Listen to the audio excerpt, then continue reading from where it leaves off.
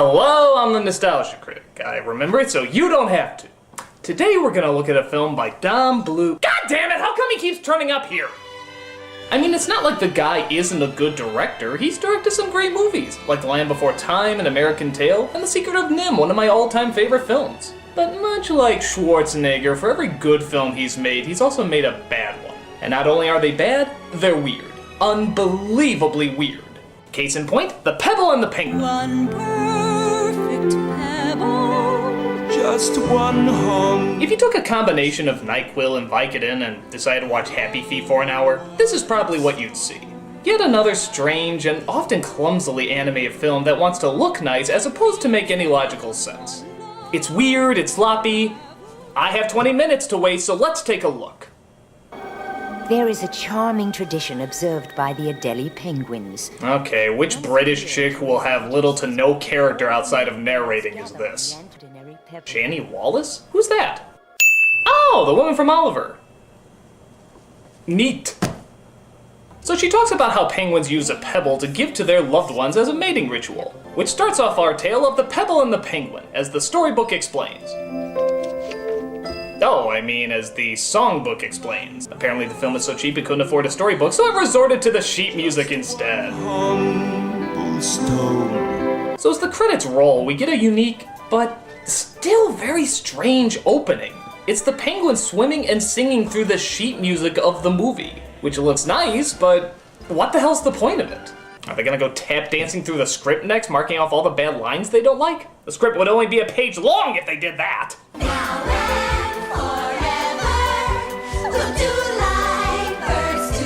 By the way, is it me, or does this sound like the meeting song from The Great Muppet Caper? Now and forever, I'll show her I can. First time you see her, no magical change. What hack songwriter wrote this anyway? Ah, that explains a lot. From the brilliant mind who brought you Mary the Mole. we'll have a little world where whatever. In fact, that's probably how Manilow agreed to do this film. He's sick and tired of people saying his kid songs are unoriginal, so he shouted, "You show them my music! Notes and everything! Then they'll see I really wrote this shit!" Knock it off, romance has nothing to do with it, listen. I don't think a pebble should be that important. Marina, if you don't care about the pebble, how will you choose?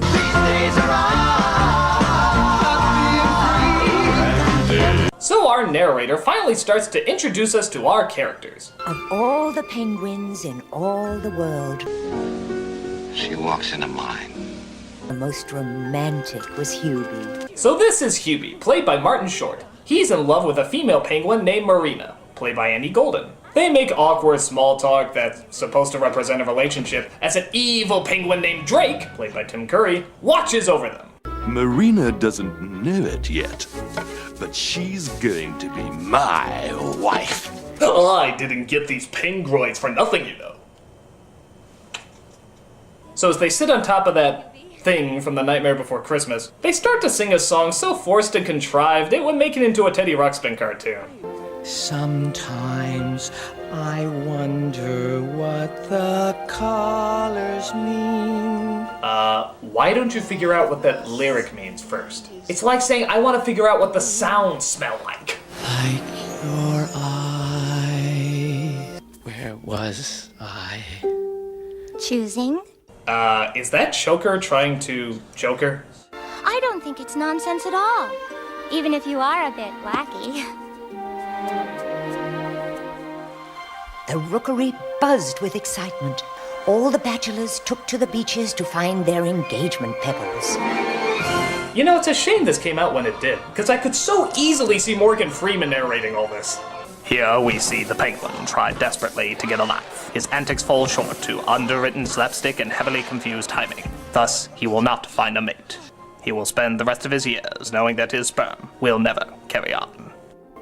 Starlight, star bright, first star I see tonight. Wish I may, wish I might, have the wish I wish tonight. This is the Wishing Star. Our attorneys advise you to stop ripping off Disney or we'll sue you for the little that you have. Thank you, and never call us again. But thankfully, the last son of Krypton is sent to Earth as hubby plans to use one of the scorching hot rocks that doesn't seem to burn him at all, as a pebble for Marina. But unfortunately, Drake catches him before he can see her. So, nerd, I hear you want to be a big ladies' man. Boy, Tim Curry's American accent is almost as good as his Romanian accent, isn't it? Free now of the chains of Ceausescu, traveling the world, doing good. Is it wrong to say the muscle-bound penguin sounds more credible? No! Hope you can swim. Well, he is a penguin.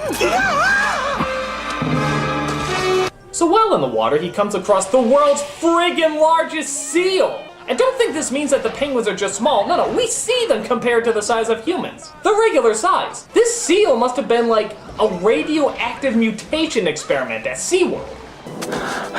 Hubie! So because of the storm and the seal, I guess, he can't swim back. So we cut to him in a cage. Hi, when did that happen? When he comes across a bunch of other penguins who also somehow knitted their own clothes. If you love the great indoors, Welcome to the good ship Misery. Don't people talk anymore? You can buy a pack of Skittles and it will result in a musical number. Boots have got the place so hot, the tune you'll spot, you've got the rock and roll. Also, has anybody noticed? They're out of their friggin' cages! Just leave! Stop torturing us with Manilow's rejected commercial jingles! And then we all grow up. Just then, another penguin is thrown to the cellar named Rocco, played by James Belushi. Who's with me? Who's for busting out of here? Bunch of bird brains, seal bait. Get me out of here. Give me somebody. So Hubie, through his magic space pebble, can see what's going on back home. I want you to be my mate. Drake, I love Hubie. I deeply sympathize. Dude, the scene is so blurry you could host a Barbara Walters special in it. But remember, you must choose a mate before the full moon mating ceremony or be banished. That's the law. Really? They had to make a law about that? Was there really some penguin who was just refusing to mate so they had to create a law to enforce it? Sometimes I don't want to know about the animal kingdom. Sir, take me with you. You talking to me? Yes, sir, I am. Don't call me sir. Call me Rocco. So Hubie and Rocco work out a plan to get themselves off the ship. Yeah! Come back here, you! Come back! You're gonna be Gordon Fisherman's fish sticks and like it!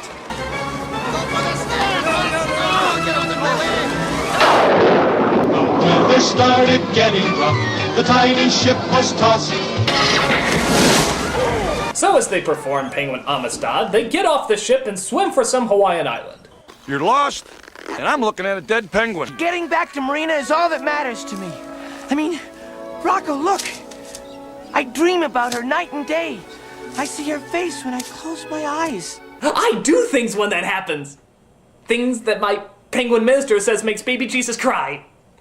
So while Rocco refuses to help Hubie, by the way, high unfinished fine, Hubie gets Rocco to admit what he's really been looking for. Oh, I got something.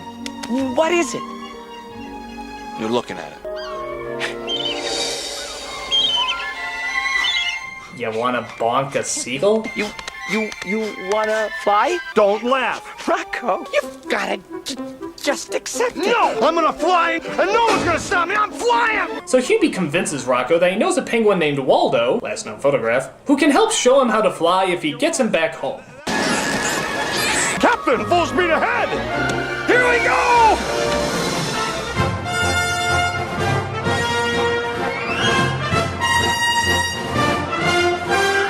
Meanwhile, at Frankenberry's house, we see Drake continues to try and put the moves on Marina. No. Oh, I get it. You're joking. Don't make me laugh. Oh good! Another song! The endless musical of West High Story can fucking continue. Say yes, my love, and go with a winner. Is it weird to say that during this song all I'm thinking about is why penguins have hands? Don't make me laugh. Or slap my knee. Blah blah blah, Tim Curry is evil. So we cut back to our heroes who found a very odd island of wood as Hubie admits a sad secret that he's been keeping from Rocco. Rocco, there's something you should know. Your modern life is no longer in reruns. Waldo isn't real. What? I needed you to show me the way home. I didn't think you'd do it if I just asked. Next you'll be telling me the cake is a lie! No, you! You decided to lie to me! To drag me through 3,000 miles of water and killer whales!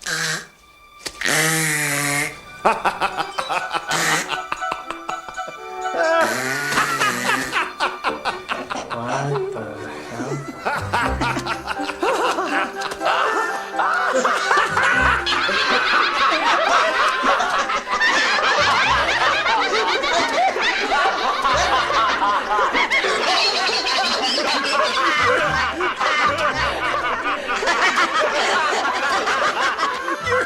You're either the greatest romantic hero of all time, or you're the stupidest penguin who ever lived!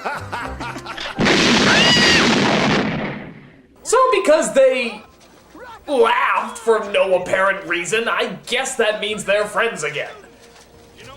Makes sense to me. Meanwhile, back at home, we find that musical numbers don't need to have a point or a lead-in anymore. No, they can just start and come out of nowhere. Sometimes I close my eyes and say a prayer. She's sad. Next. We get yet another chase scene with the world's largest seal, which seems to be Don Bluth's new underwater cats.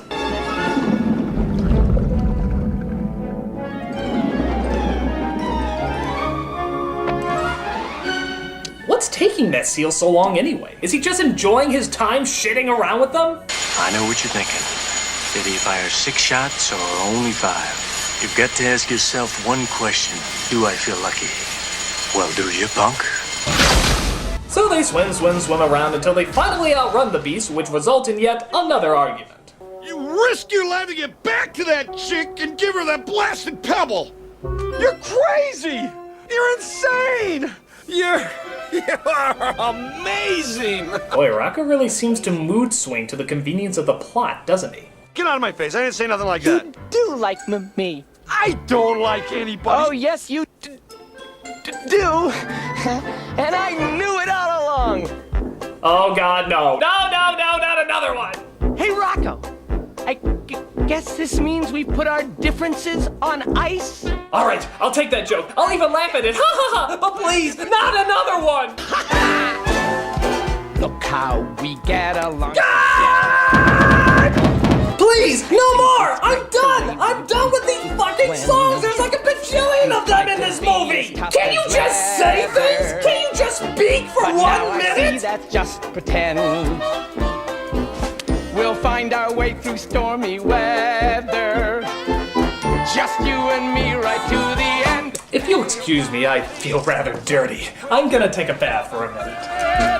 And gee, it looks like I got me a friend. Now you go. Hey, Rocky, what do you call a flower before it opens? What do you call a flower before it opens? A bud! I love it when you call me Bud. You mean you like me? A little. You mean it? Don't push it! Oh, looks like I got me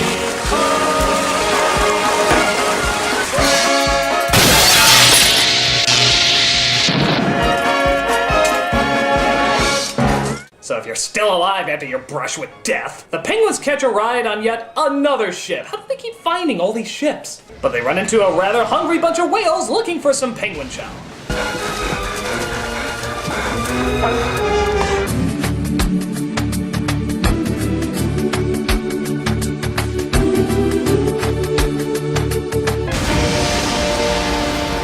So after the whales finally piss off, we see that Rocco apparently got killed in the process. Of course he did. Oh, Rocco.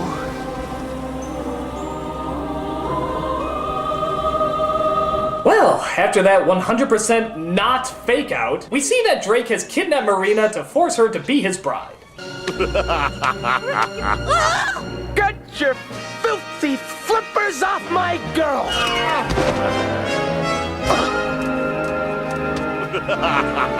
Man tits away!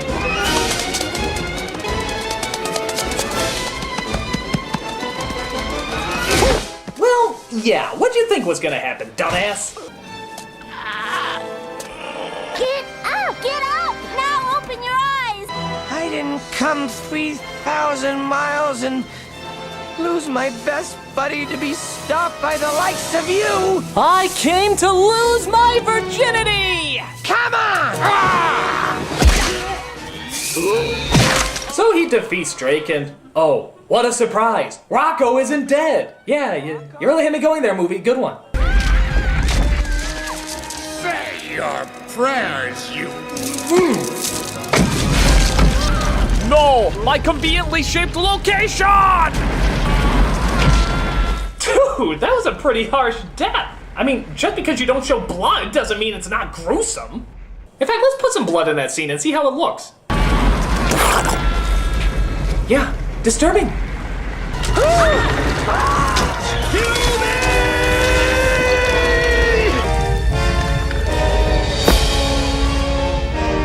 Yeah, what they don't show you is the angle he's really going. No, of course Rocco can fly now, breaking the laws of nature and gravity because he ate a fairy, I don't know. But it seems to have saved the day. So Marina and hubby get together, they fly into the sunset, and they all wear Santa hats, because, yeah, I guess this was a Christmas film. That's the Pebble and the Penguin, so did any of it work? Well, how do I put this? Out of all the bad Don Bluth movies, this one is probably the least bad. It almost works. The voice acting's not bad, and while the animation can be sloppy, it's still Don Bluth animation, which is always impressive. It just gets lost in the generic story and those few really weird turns that either work to Bluth's advantage or don't. And in this case, they don't. It's not really a film I'd recommend for kids, as there's much better films to show them, but as is, it's not terrible. And if a kid really wanted to see it, I guess there'd be no harm.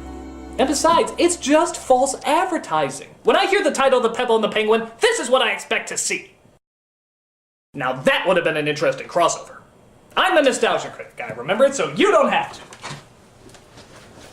Now and forever, I'll show her I care. I'll find her the rarest stone. And maybe if the